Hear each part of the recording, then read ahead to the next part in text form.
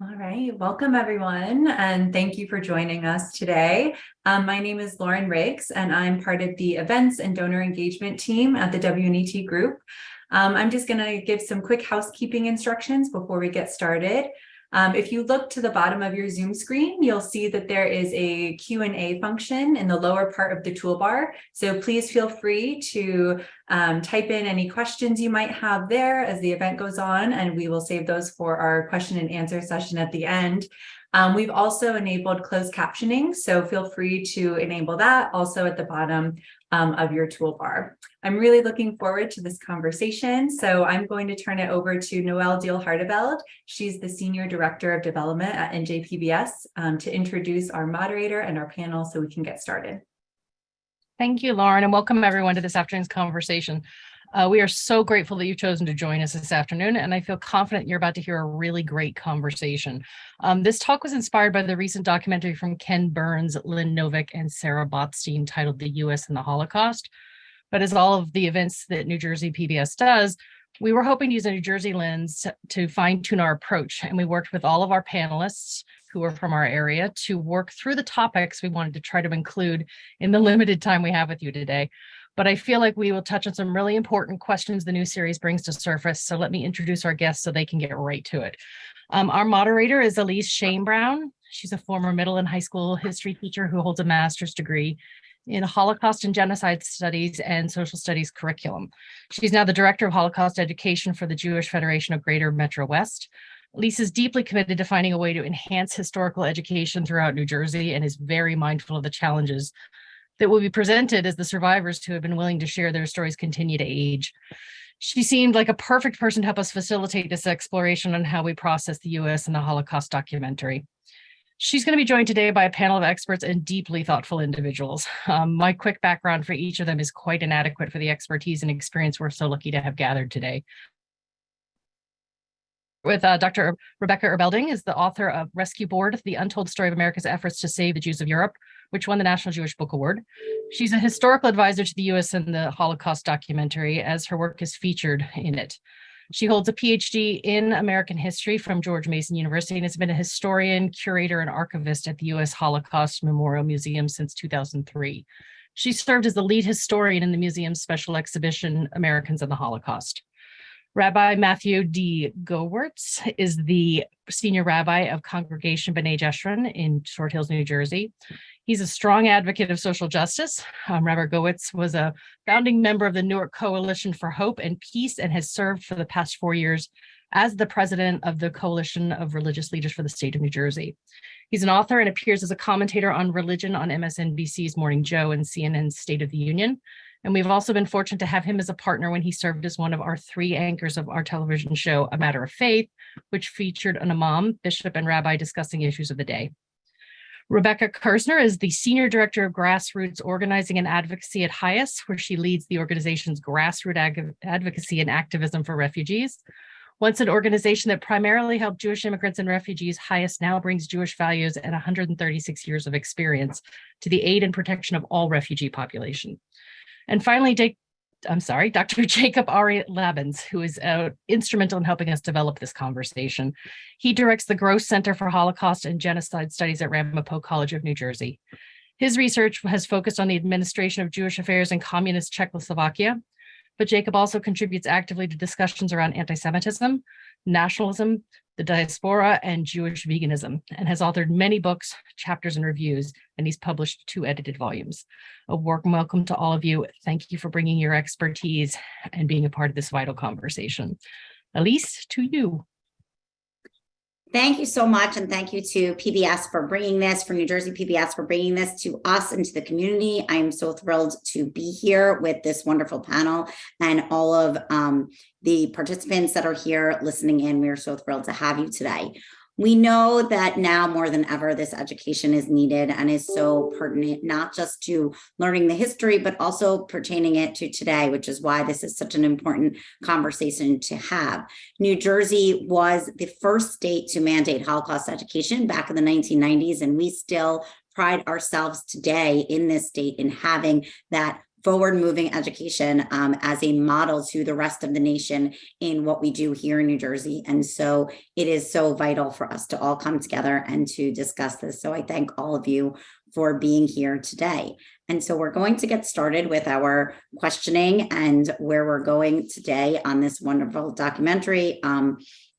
We know that historically, we think of the Holocaust as having happened back in Europe and on the other side of the ocean. But yet the United States does have such an important role and important facilitation in what happens, and how we as individuals and as a nation can face that is critical in understanding the past to learn from it for the future. So in starting with that, Becky, the first question is for you. You are a Holocaust historian and you served as a contributor to this documentary. For those in the audience that have not yet seen it and seen the series, could you speak about what it characterized about the United States' role? Why us? Why the U.S. and the Holocaust, having just said that it was something that an event that predominantly did happen in Europe? Why the U.S.? Yeah, it did happen in Europe. And for those of you who haven't seen it, I hope that you will. It should be available either at your local library, or if you donate to your local PBS station, you can gain access to it. So it is 6 hours long, but that's because there is a lot to this story. My specialty is on American responses to the Holocaust, and I use responses plural for a reason. I've given lots of talks about this topic over the years, and often when I talk to people, they either assume that Americans knew nothing about what was happening as it was happening, that, we're completely surprised by liberation, and that that's when America's relationship with the Holocaust began. Or people think we knew everything, every single thing that was happening in Europe as it was happening, but we were too anti-Semitic and indifferent to do anything about it. And the reality is there is no one answer to this. America had many responses. Americans had many responses. The idea that all Americans felt the same way about something that was happening, or knew the same thing, had the same information, that doesn't rhyme with anything we know about Americans or about American history. Americans are complicated people, and America is a complicated country. And that's, I think, what comes out in this documentary, that there are people who care very deeply from the beginning about what is happening, who pay attention, who read the articles, who try to tell their neighbors, who try to help. And there are a lot of people who, for reasons of racism, of anti-Semitism, of isolationism, of fear of getting involved in another war, are maybe know something, but are not particularly interested in helping. And it is a story of how the government, how the American people, how that changes over time, how the war impacts America's abilities to help people, our willingness to do so. It is a much more complicated story, I think, than many people think. Absolutely. And that leads directly into my first question for Matt, for you, and the Jewish response, which I'm sure also has many responses, not just one. But do you have a pulse a little bit on the Jewish response here in America, since there was a large Jewish community here in America then historically, and then today, from your congregation or from the community, having watched the documentary, what their thoughts are on that? First of all, thank you for having me for what's an incredibly important discussion. And I would say that those who have watched it have been so moved and so compelled and so intrigued in the most poignant of ways. But this is what's interesting, and this is including me, that my instinct was not to want to watch it at first, because it's like seeing a movie that you already know its beginning, middle, and end, which of course is inevitably, you're going to hear really horrible things about a country that you love living in, but has a really difficult past and a complicated past. But here's what's ironic and counterintuitive is that when we did watch it, I would say that I serve a community that's intellectually curious and learned, but it's unbelievable how much this documentary teaches about what we didn't know, and how much Jew hatred there was, implicit, explicit, intrinsic. And so it really was incredibly difficult to watch, but incredibly important in the most informative of ways. And what came out of it, and these are the questions that I get, and I'd love to hear responses from the historians on the panel, is with the significant uptick in anti-Semitism over these last few years, people keep on asking the obvious, are we reliving these times? Is it happening here again? And what are we going to do to make sure that never again really means never again? So an extraordinary film, a difficult one to watch, but one that's imperative to watch and really begs the most important questions of our times. Thank you so much. And the next question, going again on, talks about the overall American response, a Jewish response, and now Jacob, as an educator, what are your thoughts on how students are seeing this film, how students are viewing this now 75 plus years later, and hearing the United States, our country, like Matt, like you said, that this is a country we live in that we love, we pride ourselves on, many of us do. So how is that translating into students and today's world in terms of education?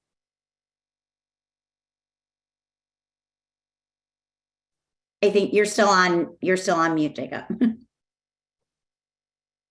Thank you. Hi, everybody. I also want to echo my thanks to WPBS, to Lauren and Noel for putting this together. It's wonderful to be a partner in this. I think that this film is coming out at a very opportune time. It's a stressful time in America and an anxious time in America. And it's a time where we're debating more broadly how we want to tell our story, who we are as an American people, to the extent that we can even talk about something like an American people. And there's a lot of effort being put into reckon with our past, which means that the students are already primed to rethink American history. If the conversation has generally begun around the place where Black people fit into this country, where African Americans fit into this country, that sets the ground up for a really interesting discussion about where Jews have fit into this country. If you asked me this even 5 years ago, students insisted that Jewishness was only a religion, right? That Jews are mostly white Americans with the Jewish religion. That, of course, erases Black Jews and ignores them and Jews of other racializations and cultures. But now with this new questioning, students are more receptive to the fact that the ways that people are understood, the ways that we conceptualize belonging have changed over time. And unfortunately, the perceived uptick in anti-Semitism, which I think is real, and its normalization on the margins at least, has drummed up a lot of interest. I am approached a number of times on Ramapo campus, and this is extremely exciting for me. The context and the circumstances horrific, but students of all backgrounds have come up to me asking about anti-Semitism, asking how they can take a proactive step on campus.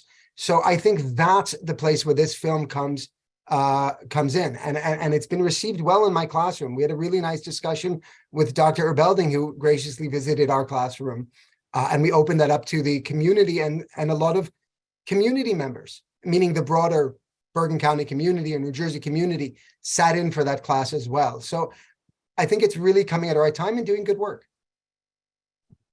Thank you so much. And I know that, Becky, you did visit the class. And can you talk a little bit about how historically the role of race, eugenics, as opposed to religion, played in the historical aspects of the Holocaust, and how we see that today with the United States and our own history with race and eugenics?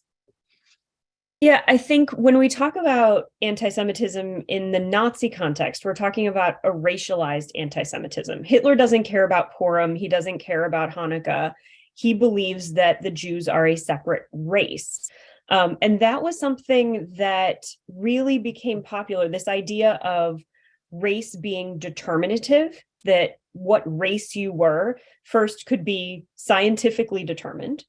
And then, depending on what race you were classified as, determined what kind of person you were going to be, both in terms of physical health, but also moral health, spiritual health.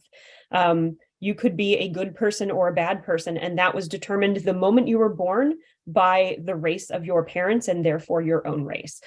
This is eugenics. This is the idea that some people are biologically better than others, some races are biologically superior, and that we can have a ranking. So this comes into US immigration law. And it does not and should not surprise anyone that white Protestants are at the top of the hierarchy of the good people. Obviously, the people who are the strongest eugenicists are white Protestants, so they're putting themselves at the top of this list.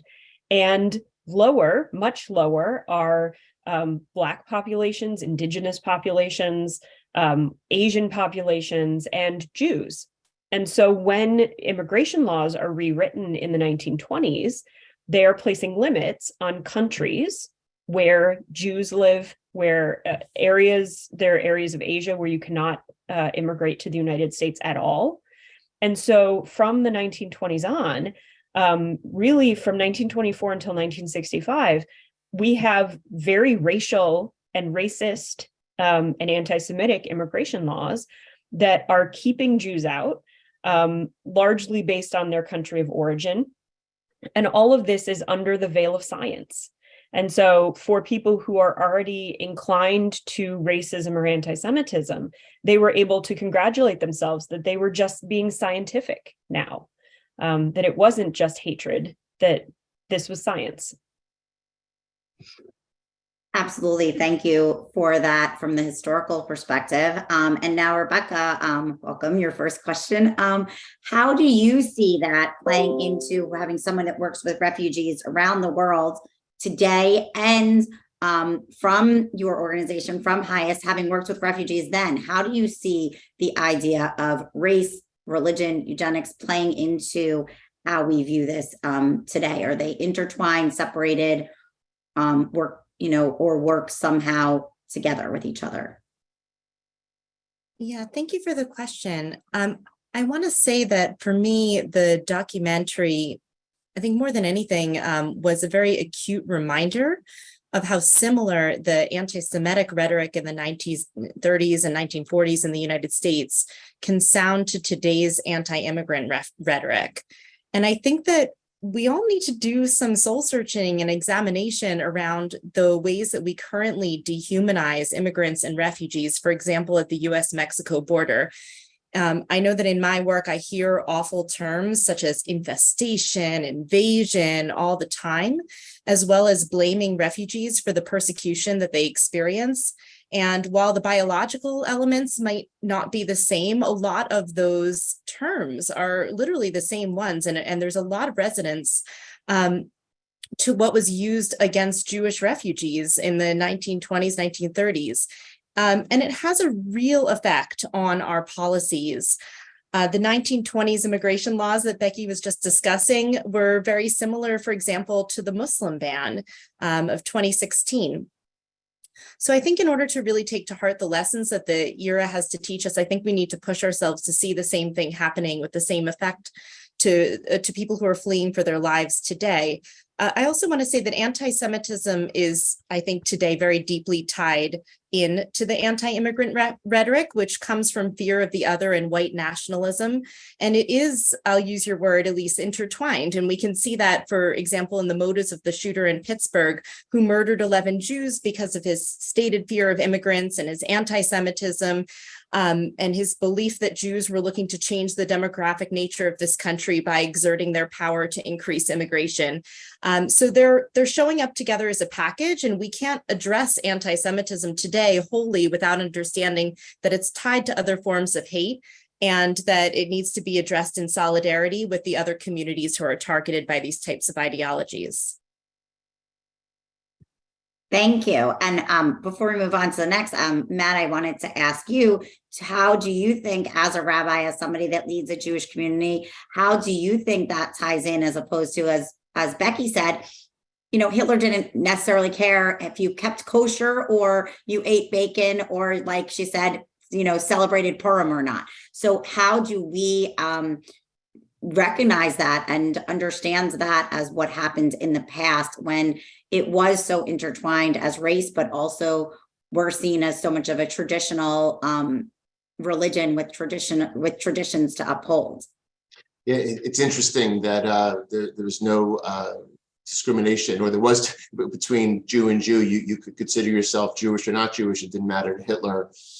Our whole social justice platform from thousands of years ago is based on don't oppress a stranger because you were once stranger in a strange land. And the reason that we go through all the hysteria that we do around a Passover Seder, we prepare for days, is that we want to ritually eat our history, to act out our history, so that we can remember exactly what it was like to be someone who was oppressed. And what worries me more than anything these days, or amongst what worries me most, is the oppression Olympics, right? You know, you get a lot of people saying, why are you caring so much about that group as opposed to your own group? Well, I do believe we could chew gum and walk at the same time. I think we can very much protect ourselves, but part of protecting ourselves is standing up for those who are being oppressed in any way. There was a commercial, this dates me for sure, the days where there were still phone booths in New York.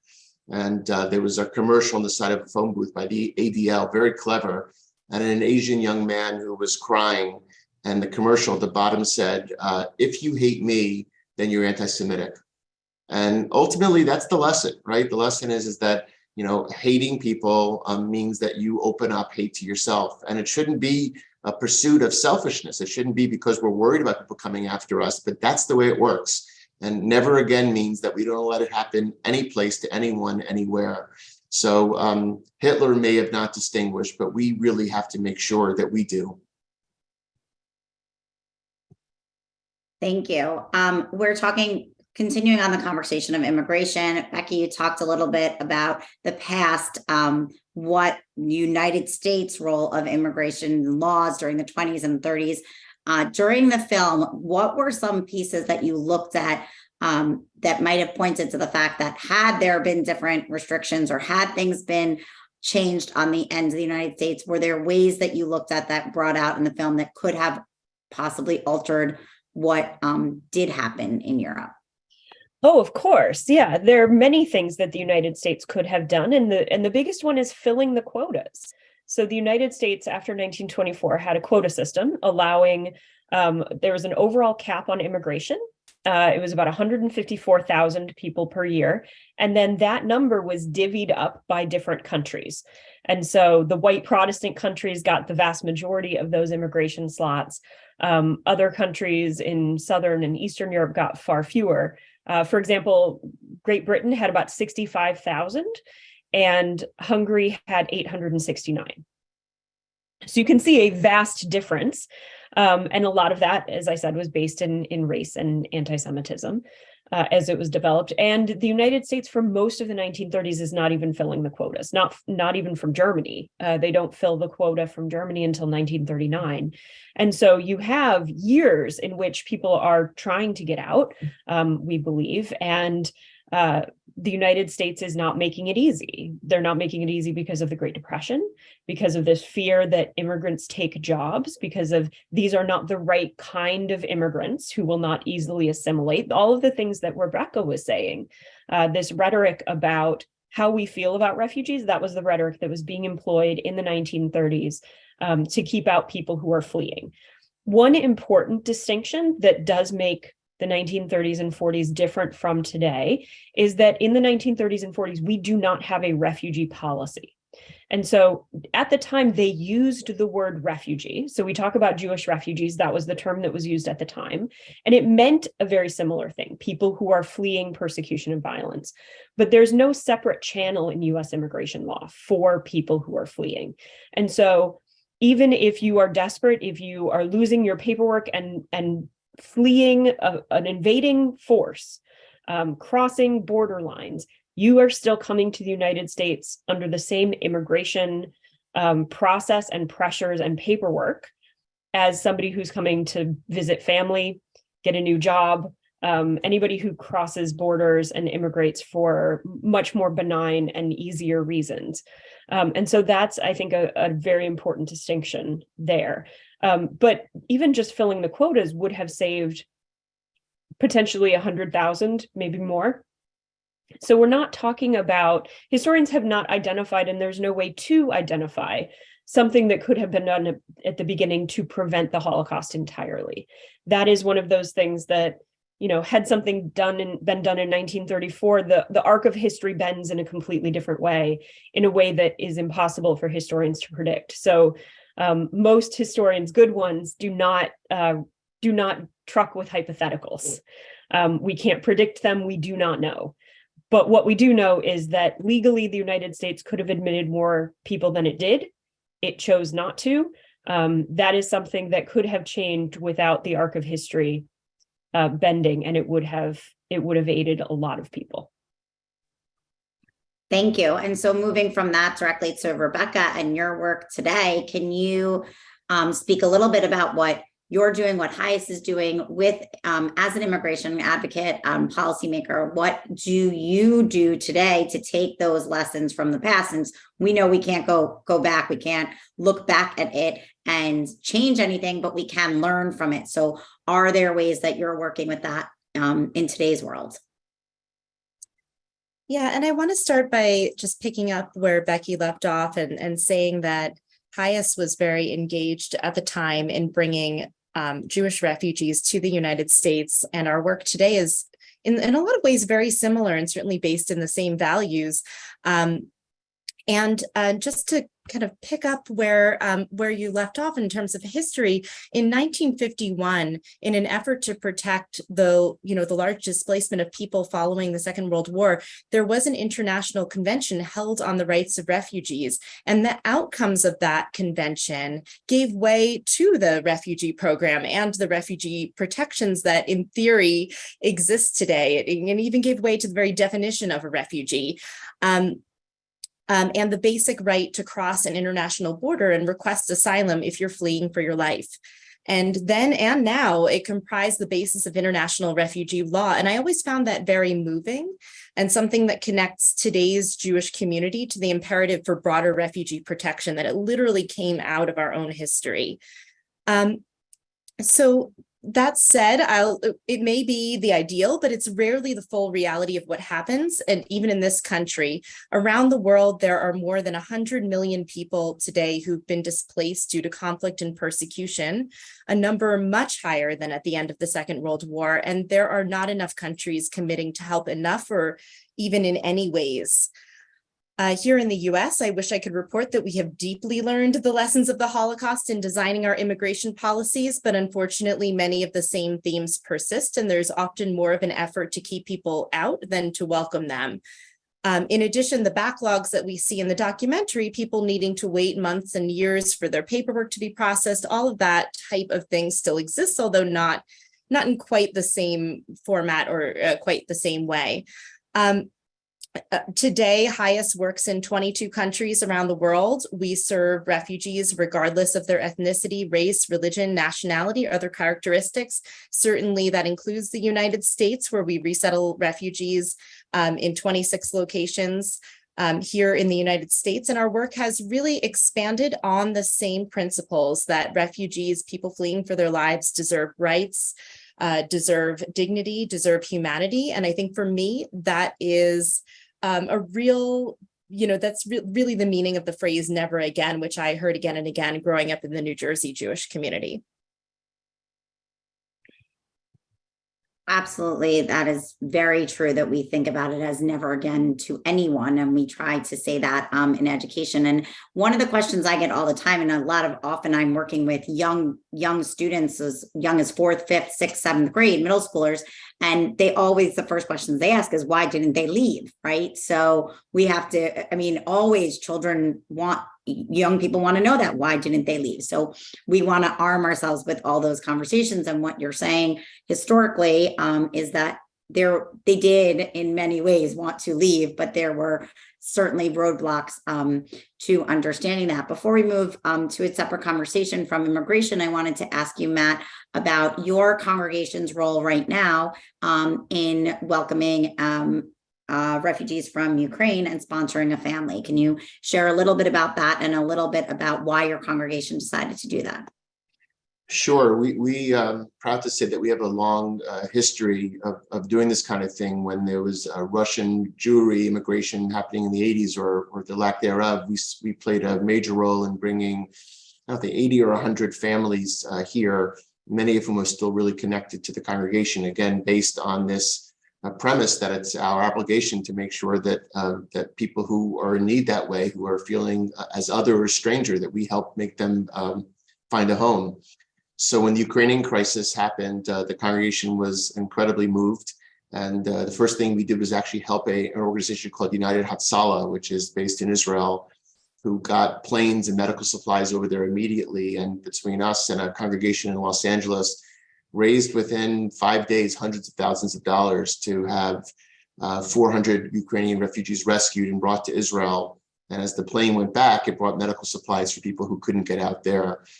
And then we decided we wanted to go further. So HIAS and their extraordinary and sacred work put out a call to congregations and said you could actually bring a family to your community. And we're in the process of doing that right now. What was incredible is that it wasn't like 5 people who volunteered. It was like 50 immediately who lined up. And I would say not only are we doing what we would call a mitzvah for a family that's in need, but what it's doing for the people here is extraordinary, giving them purpose and direction and meaning and trajectory that's been extraordinary. And in an ancillary way and a benefit to us as they feel even more connected to the congregation. So it turns out that when we manifest these Jewish values, it's not only good for other people, it's really good for us. It makes us better people. It makes us look in the mirror and be prouder of ourselves, of who we are as a people. So it's been an incredible effort, and they're coming soon, but the effort, even in preparation, has been extraordinary. That's wonderful to hear. So shifting back a little bit to the conversation of anti-Semitism, we know that in the 1930s, there was anti-Semitism here in the United States. It was large, it was happening.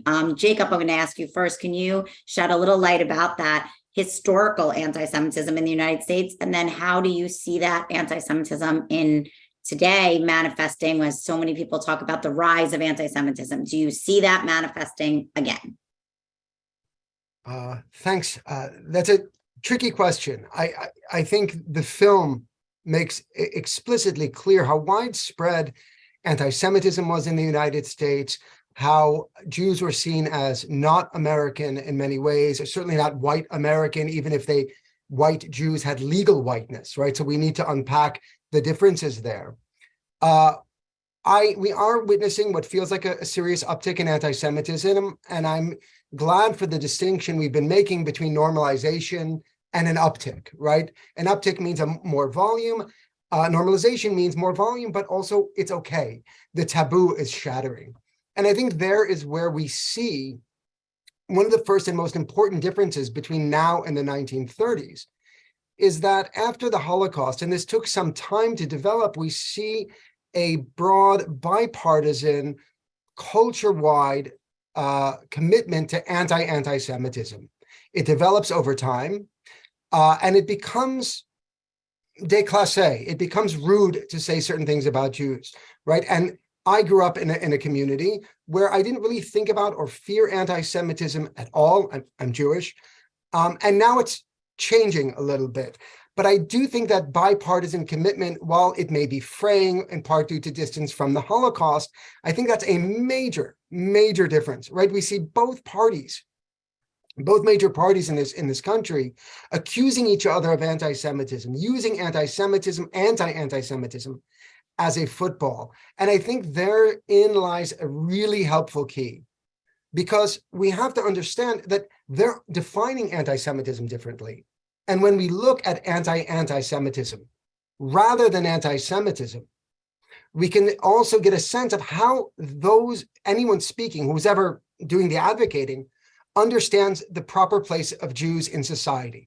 Because in that case, anti-Semitism becomes a violation of that, right? That helps us to understand and make sense of what seems to be a very long hatred. But I think what we lose sight of is that it always manifests in a particular context and for particular ends. What is anti-Semitism doing for people who engage in anti-Semitism? So I'll give you one quick example. In 2015 and 2016, where we saw the rise of the alt-right, I argue that a lot of people among the alt-right used anti-Semitism to gain popularity because it was seen by them as the most taboo hatred, that if you criticize Jews, you're going to be ostracized. What they did on social media and on message boards was create a space where it was normalized. And that changed our culture. They really did. Well, however they fell apart after 2017 and are regrouping now, they really did make a shift in American culture. And on the margins, it is normalizing. I would say one thing that troubles me or scares me is that we're at a time of deep anxiety in this country where questions of history and belonging are being raised in very serious ways and resulting in violence in many cases. And what historians of modernity will tell us is that, and sociologists, is that in times of plenty, when we're comfortable, we can tolerate and even congratulate ourselves on our tolerance, on our multiculturalism. But when things get tough, in times of anxiety, this ambivalence about the other can turn to hatred, right? Ambivalence can turn to anti-Semitism. And that is, I think, what we're seeing now. So for me, someone who's focused on not only what anti-Semitism is, the content, but the ends to which it's being used, that gives us an opening, right? Because we understand that these questions about Jewish belonging are coming out for a specific reason, like Rebecca mentioned, having to do with the attack in Pittsburgh. So now we can address that. And for me, and I'll conclude here, the question is not just about removing anti-Semitism, but changing these structures, changing the ways that Americans think about Americanness, such that Jews are no longer a question. And to do that, we need to make sure that Black people are no longer a question, trans people are no longer a question. When groups become questions, you ultimately have two choices. Ask different questions, and that means changing the structures from whence these questions arise, or removing the group. That's the implicit genocidal threat, though I don't think it's coming next week. I think we need to break that logic. Thank you. And combining that with the film and how it can be used, knowing that we do need this now, it is so important. Becky, how you worked so hard on the film, and I believe you even say this at one point in the film that this is a series that's going to be used for years to come, right? We're going to continue to use it. So how do you see that happening? PBS has always been crucial in continuing education and to doing that. So how do you see that now going forward into, 2024, 25 and 2030s and so on? I mean, the thing about films that Florentine makes, that Ken Lin and Sarah make, is that they have long legs. If you go on Twitter and you search Ken Burns, you will see people watching Civil War right now. They're watching baseball, they're watching country music. And so this particular film, I think, is one that, as some people noted, Rabbi noted, you have to work up to. You have to have kind of a lot of people tell you that it's worth watching, because you are sitting down to 6 hours of learning about the Holocaust. And for a lot of people, that's not what they necessarily want to do after work. But I do think it will have very long legs. The scholarship in it is incredibly rigorous. Every sentence is fact-checked 5 times. And I think it's a really compelling film. PBS also has committed amazingly to creating lots of educational resources around the film. So I believe there are 8 or 9 lesson plans that teachers can utilize. And the beautiful thing about that is the film can be difficult to find streaming if you're not a supporter of your local PBS station. So once again, please support your local PBS station. But there are clips from the film that are embedded and available with those lesson plans. And I think there's something like 36 clips that range from 2 minutes to 10 minutes of the film, covering lesson plans about media literacy and how did the press cover the Holocaust and how did that change over time? Questions about race and eugenics, questions about what war makes possible and how the geography of World War II impacted the Holocaust and how the Holocaust impacted how World War II happened. Looking at photography as evidence. All of these are lesson plans that can be adapted and are available both for teachers to do or students or religious classes to do in full, Or if you just want to look at the clips and utilize those clips and lesson plans that you already have created, I think that opportunity is also available to you. So I think in the resources that you'll get after this conversation, there will be a link to the PBS Learning Media page that includes all of that material for you. That's great. And we know that there are, I know I saw, and there are many educators on there, but also just people that work within the community that are going to want to recognize and see that.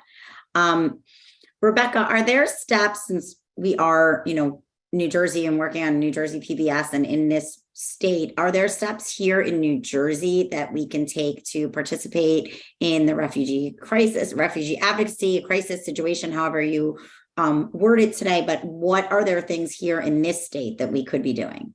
Yeah, absolutely. There is such a rich set of options. Firstly, as I alluded to earlier, there are very real policy issues that affect refugees today. And unfortunately, the loudest voices on immigration in this day and age tend to be on the other side. So I encourage everyone to get involved with advocacy, including through HIAS, to raise the profile and raise the noise on these issues and to insist on policies that treat people with dignity and allow access to safety. Second, there are refugees arriving in New Jersey every day, and you can be part of supporting them. And I would encourage you to start by contacting the local refugee agency in your community. There are many of them in New Jersey, to find out what they need. Many are looking for volunteers to do anything from tutoring in English, driving people to medical appointments, just generally helping people to get on their feet in the first few weeks and months that they're in this country. And then the last piece I'd like to highlight is what Rabbi Gewertz highlighted earlier, which is that the documentary discusses the importance that sponsorship of individuals played during the Holocaust. And this is something that looks a little different today, but you can still be part of that type of work. There's a particular need right now for sponsors for Ukrainians, and there are multiple congregations in New Jersey who have taken that on, and that is something that you can be part of. So I would encourage you to get involved if you can. There are ways, big and small, and this is definitely an urgent issue and something that I would really encourage all of the people on this call to find a way to be involved. Great, thank you. Jacob, can you talk a little bit, going back with education, and Becky talked about how the documentary and the film has provided educational tools and links, but 6 hours in the classroom is a long amount of time. Can you talk a little bit, since you did just use it with your class, and how you did that effectively? Yeah, thanks. 6 hours is a lot of film, and it's a challenge. I assigned my students to watch the entire 6 hours, and I want to thank New Jersey PBS for giving us access to it. I'm a contributor, but my students are still in college. I don't know how many of them actually watched all 6 hours. I'm sure some did. I'm sure some did not.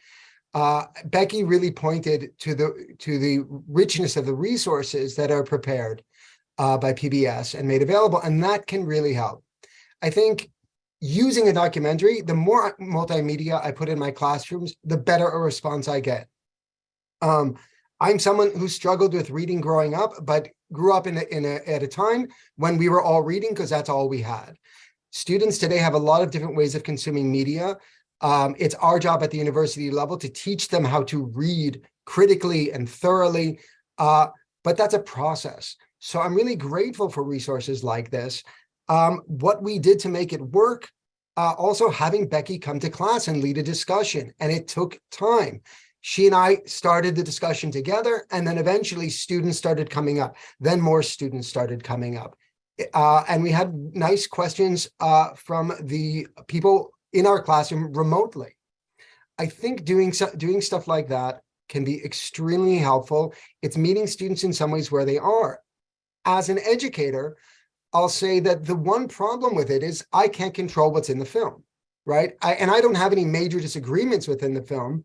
I know other people have made comments, some more serious than others, of what they would have liked to have seen, what they didn't like to see.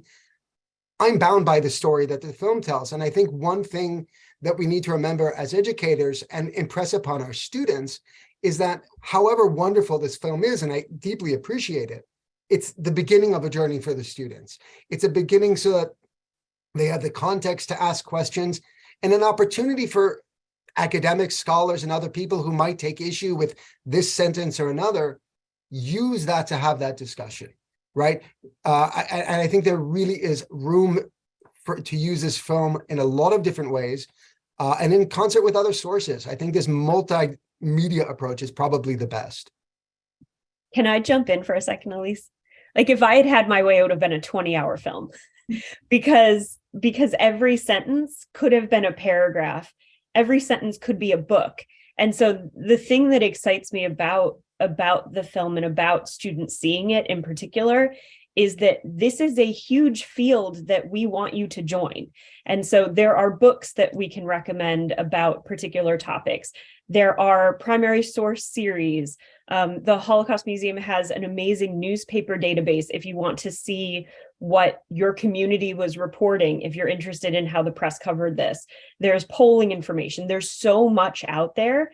And so I hope that whatever piece of the film that people see, it will make them want to go out and learn more, to attend panels like this, to read more books. There's so much out there, and there's so many unanswered questions. There isn't a really good book on Hias during the war. It would be great to have one. They really did, as Rebecca said, did amazing work during the war. And a lot of different relief aid agencies really tried to network together to address the crisis and did incredible things. And most of them have not been publicly honored because there just haven't been enough historians who have looked at this. So I hope that people will start to think about taking this on because I want to read your books. Absolutely gives me something to think about. I know when I first saw the exhibit at the museum a few years ago, I was there with some students, and every student, something different struck them, whether it was a letter that they read on one of those panels, or whether it was somebody's information about being denied, or somebody here and their role in trying to get to relatives or friends that were reaching them. Every student, every person that saw it, something else struck them, and there is so much more to learn about that. I also, because of my work with survivors and how much I work with survivors, we know so often that time is running out, and many of them point to their survival because of organizations like Hias or people here, whether here or in Europe, somebody that helps them. And we know as historians, as people that work in this field, nobody survives without some kind of help ever. It had to come from somewhere, and somehow, even if it was in the most minute way, somebody somewhere had to help them to be able to survive. And so we know that, and we know that time is running out, that we will not hear those voices firsthand for much longer. So we have to take all of that and be able to bring that forward. And the film documentary does that so beautifully. We're going to move now, in the interest of time, to some of the wonderful questions that are coming into the Q&A. If you still have them, please put them in. I will try to get to as many as possible. And if not, we will continue your questions, and please reach out to all of us. We're all able to be found. Reach out to each of us in your follow-ups and ask us those questions. So the first question we have is actually directed, Jacob, towards you, where someone's asking, based on Jewish history, slavery, the Crusades, the Inquisition, all of that, we always see this pattern of Jewish migration because of them being taken out of lands or, forced to flee to other places. Do you believe that this is just this in this pattern, or if there's a way that now we're at a point historically where after the Holocaust, we've stopped that pattern and we're using education to not move that forward? Yeah, that's a good and difficult question. What the list, because I'm seeing the question as was written, right? The list was fairly comprehensive, or at least long, about all of these different periods where Jews came under attack and were forced to flee or were murdered. And there's this danger that we have of focusing on that alone, right? In the first half of the 20th century, before the Holocaust, one of the founders of the field of Jewish studies, Salo Baron, warned against adopting a lachrymose vision of Jewish history. That is, it is a series of tragedies that we have to mourn, right? And he'll point to, of course, the richness of Jewish cultures that developed, those times in between the episodic violence where Jews had relatively good, if not tense, relations with their neighbors. And I'm not trying to whitewash anti-Judaism or anti-Semitism, but to make a simple point that we would not have such a rich culture or cultures if it were only tragedy. Right? We've survived because it was not only tragedy. From a non-academic sense, and here I hope I'm not stepping on Matt's toes as a rabbi, Jewish tradition also gives us tools, right? We have a covenant with God, right? That helps Jews to understand history. That is, the punishments and these things, these negative things are a sign of a divine response to sinfulness. But in this is a promise of redemption. So both of these approaches, whether scholarly or rabbinic or traditional, draw our lens back to see a more complex history. The historian in me has a more simple answer, which is to say, we need to be mindful of context. And it's very hard to write about the long arc of anti-Judaism without thinking more complexly about specific types of belonging, how people were thinking about Jews, and what went wrong in that instance. It doesn't mean ignoring these traditions of anti-Semitism. We need them if for no other reason than to be able to understand what might happen and to understand these tropes that have developed over time. Is never again true, which was the way the question was phrased? I don't know. I know that we're living in a time that we don't very well understand. There's this sense where, and I'm drawing on a lot of different scholars right now, we're living at a time where Jews have unprecedented comfort and acceptance in post-war America. We're only under 100 years, 70 years from the worst tragedy since the destruction of the temple, and there's Jewish hegemony in the ancient land of Israel. Everything has changed. So we may not yet have the tools to understand who we are, what we're doing. That's, I think, why these conversations are so intense and why I'm quite certain that I won't understand what Jewishness and Jewish belonging looks like in 200 years, where I have a time machine or a very good doctor, right? I would say, though, the answer is we can't just focus on Jews. These questions, I've said it already, but these questions of belonging implicate and involve many other groups.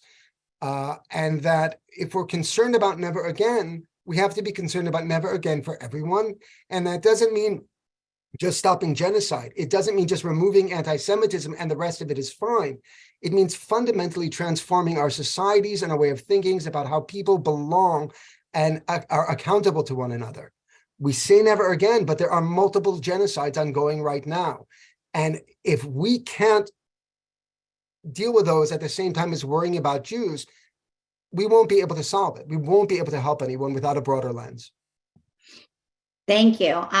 Rabbi Matt, can you, from the Jewish lens, kind of elaborate on that and that concept before we get to our last question? Well, first of all, I want to say, I don't know about the rest of you, but if I had Jacob or Becky as historians when I was in college, I would have taken a lot more history classes. So thank you. No, you're just so compelling and you're bringing up subtle points in such a understandable way. Listen, there are, when things get cloudy and things get complicated, we tend to do the same. We get hysterical and we make it even cloudier. And I think it's really important that we bring intention and we bring purpose, we bring measure to all these conversations so we can parse them out.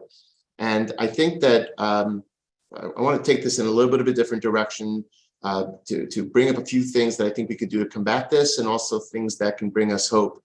Victimhood, which we have not really talked a lot about, I think is an incredibly dangerous part of all of this.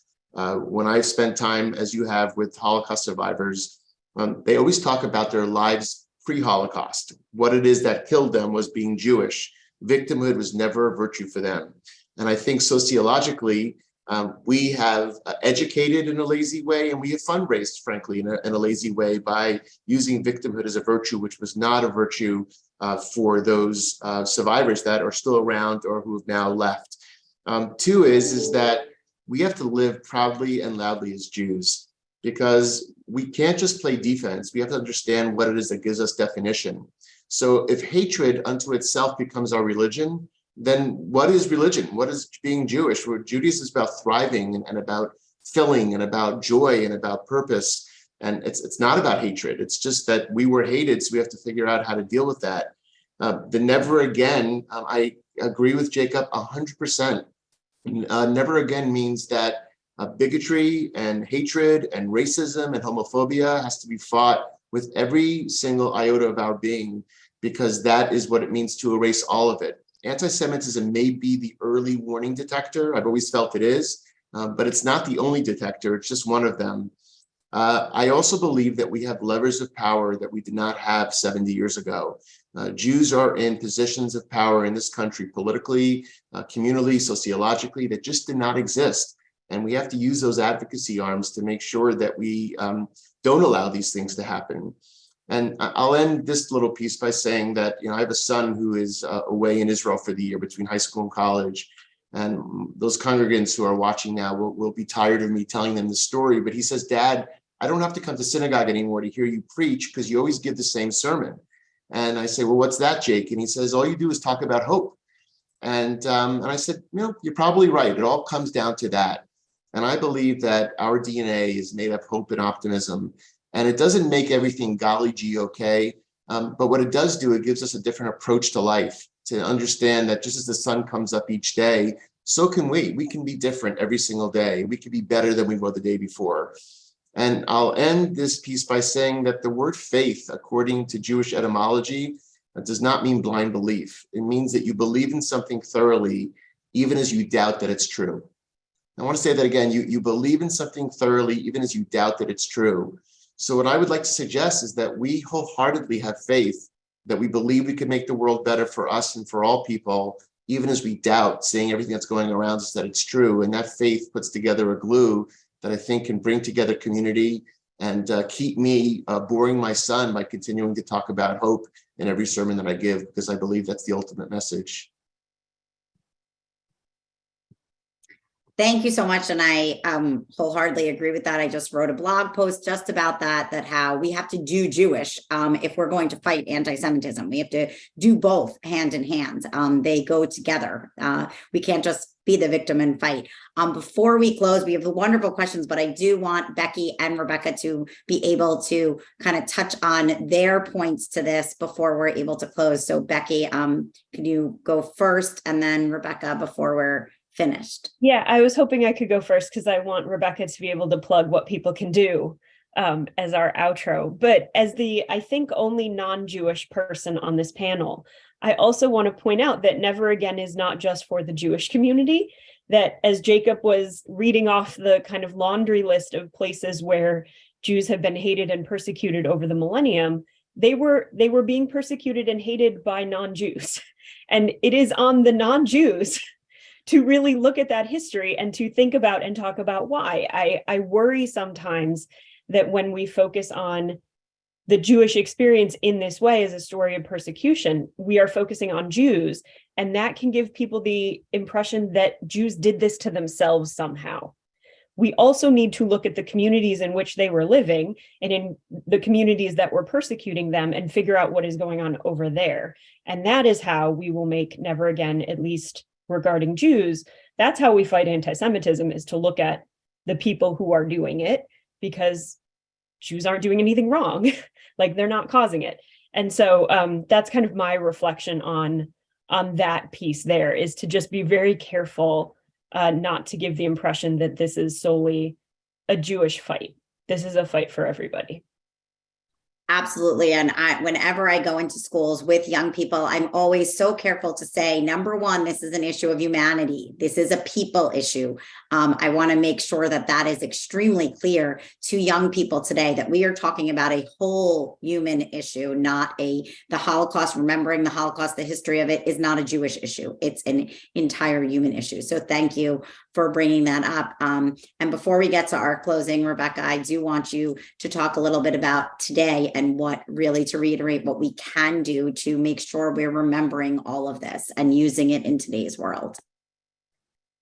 I had no idea I was getting the last word. What an honor. I guess I'll say that at Highest, we have a tagline that we like to use, which is that we once helped refugees because the refugees were Jewish, and we now help refugees because we are Jewish. And so I think that for us to carry the values forward, it requires seeing this gigantic global refugee crisis, the way that we actually talk about the Holocaust, which is that we don't talk about the 6 million. We talk about one person plus one person plus one person plus one person as being individuals. And that's a reflection of what Judaism teaches us. And that is how we also need to see our work today, and insist both on systemic changes that allow for broader protections for refugees in this country and around the world, but not just systemic changes, also the ways that each of us as individuals can step up and find a place for ourselves to get involved. Thank you. And thank you all so much. Thank you, Becky, Rebecca, Jacob, Matt, for being a part of this. It was a privilege to be on here with you. And of course, thank you so much to New Jersey PBS for hosting this today and being a part of this and really bringing this forward to the state of New Jersey and to everybody here. And before we close, Noelle, I know you had from PBS some closing words. So thank you again. Yeah, I feel so lucky to have heard your exchange. Thank you all so much. Jacob, I'm taking away reframing how people belong. Rebecca, I'm taking away ideas about how to get more involved. Becky, I definitely need to dig a little more into the assets you're talking about in the Resource Center. And Rabbi Goretz, I feel so lucky that, you gave purpose, and thank you for giving that hope and connecting us to that. So thank you all, and Elise, your guidance and how you navigated this was beautiful. I'd like to end by asking you guys, everyone, to stay connected. We would love to hear the stories that you think we should be telling, and please support New Jersey's only public media station, NJPBS. We pride ourselves in serving our community by creating this kind of space where curiosity and education, and we rely on our viewers to enable that work. You can find other engaging documentaries. I hope you will watch this documentary. It's so important. Remarkable musical performances, series that highlight all the reasons that New Jersey is a great place to live and work. And you can find us at mynjpbs.org. Sorry. And if you have any questions, don't hesitate to reach out. We really would be interested in hearing your ideas. Thank you for taking the time to participate in the event. I hope you enjoy the rest of your evening. And thank you, Elise, for guiding us. We're grateful to the Jewish Federation of Greater Metro West for their support, and for Gross Center for Holocaust and Genocide Studies at Ramapo College. You guys' partnership in this has been great. So I hope everyone has a nice evening, and thank you for joining us. Good night.